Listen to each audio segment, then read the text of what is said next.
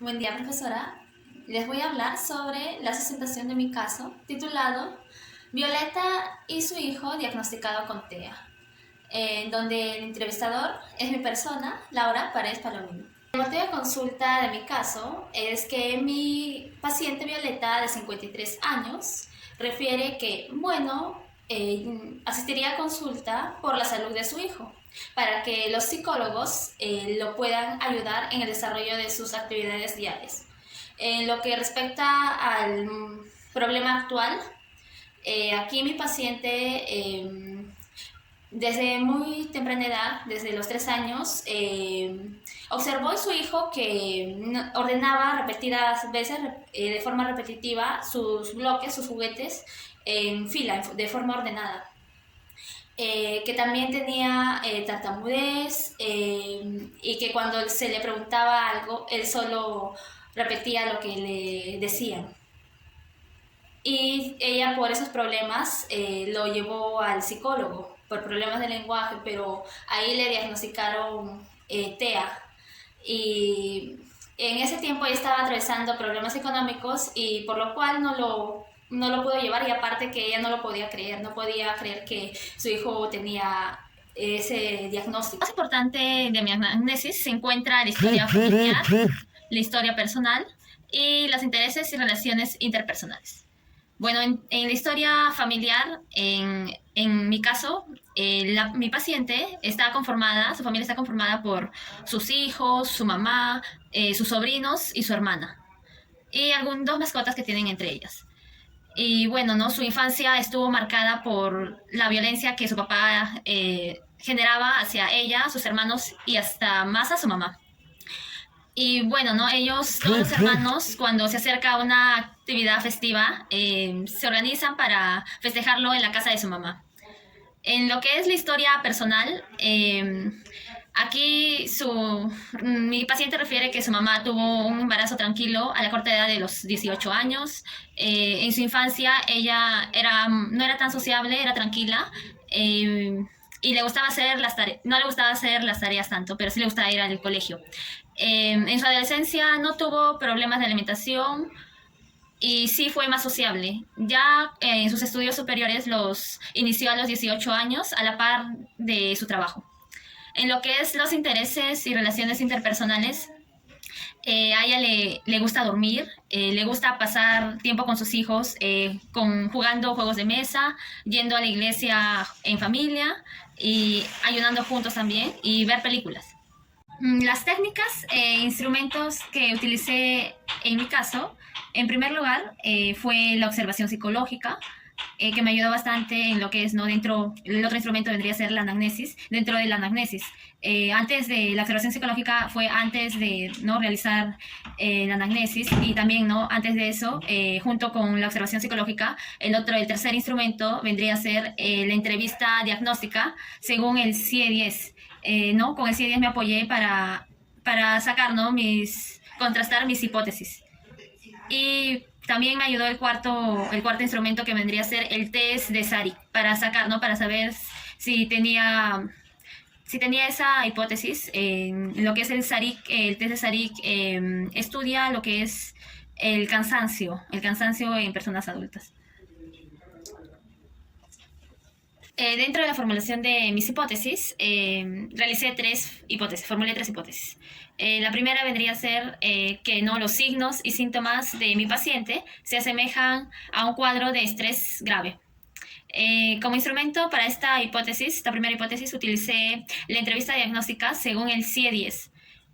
Como para verificar esta hipótesis, verificar los enunciados, utilicé, no con el CIE-10, bueno, no, según el CIE-10, esta hipótesis, este enunciado se confirmaba si más de 5, según el CIE-10, si más de 5 puntos, según lo que dice sobre el estrés en el CIE-10, se cumplen, más de la mitad o más de la mitad se cumplen, porque son 10 puntos, entonces esta hipótesis sería... la segunda hipótesis vendría a ser, ¿no?, que la paciente presenta síntomas y signos de un trastorno del lenguaje expresivo. Como instrumento para esta segunda hipótesis se utilizaron tres. Primero, la observación psicológica, la entrevista diagnóstica y se aplicó un test, el test de Comprehensive Aphasia Test, que está en inglés, sobre Telescope. Y bueno, ¿no?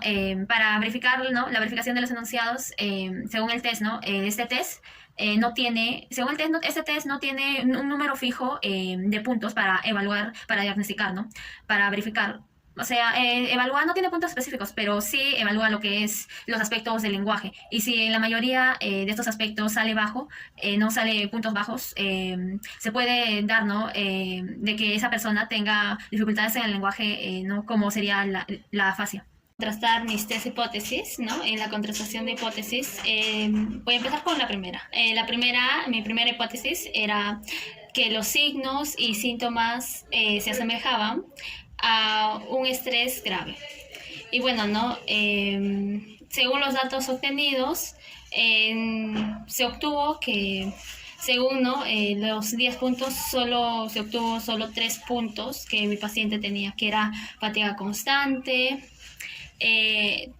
no tenía falta de concentración, y la tercera era que se preocupaba, ¿no? En distintas situaciones,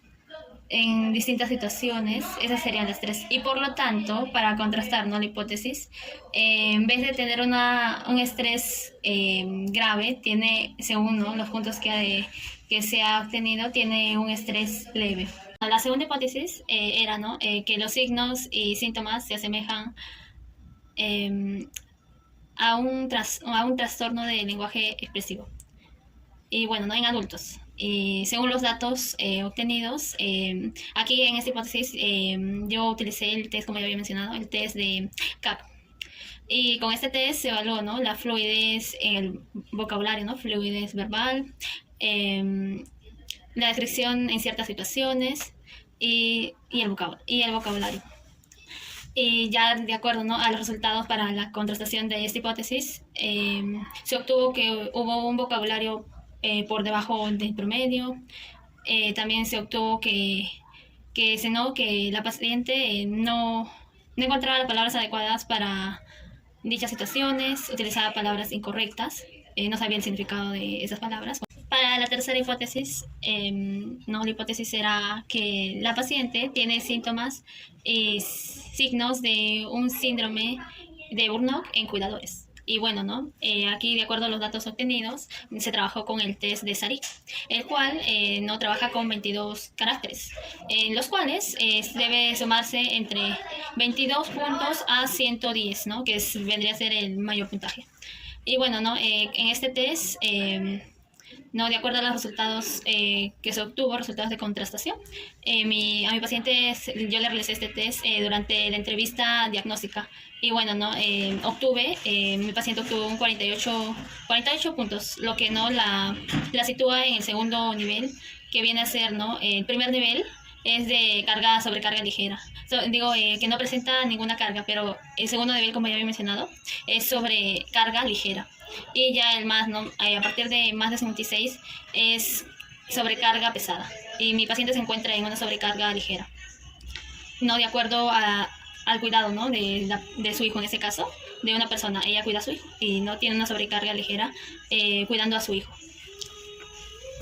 Bueno, ahora se vienen las conclusiones. Va a haber una conclusión por cada hipótesis. Para la primera conclusión, no se refiere, va dirigida a la primera hipótesis. Y bueno, ¿no? Es la paciente tiene rasgos de estrés leve, lo cual se generó por la partida, ¿no? Por la partida del viaje de su hijo mayor hacia otro país en busca de una oportunidad de trabajo. Y también en relación, ¿no? El diagnóstico que le sacaron a su hijo menor, le diagnosticaron TEA y eso le ocasionó un poco de estrés. La segunda conclusión vendría a ser ¿no? que la paciente tiene rasgos de un trastorno del lenguaje expresivo.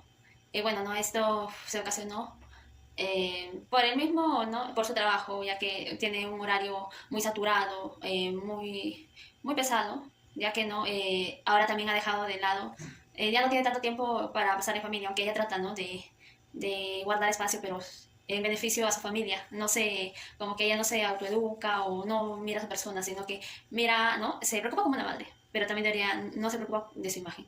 Y eso es lo que le genera, ¿no? El lenguaje, lo que le genera el trastorno del lenguaje expresivo, porque ella no se autoeduca, ella no autoeducarse, no genera buenos hábitos, que es, ¿no?, el principal, la lectura, no genera un vocabulario, un vocabulario al menos básico.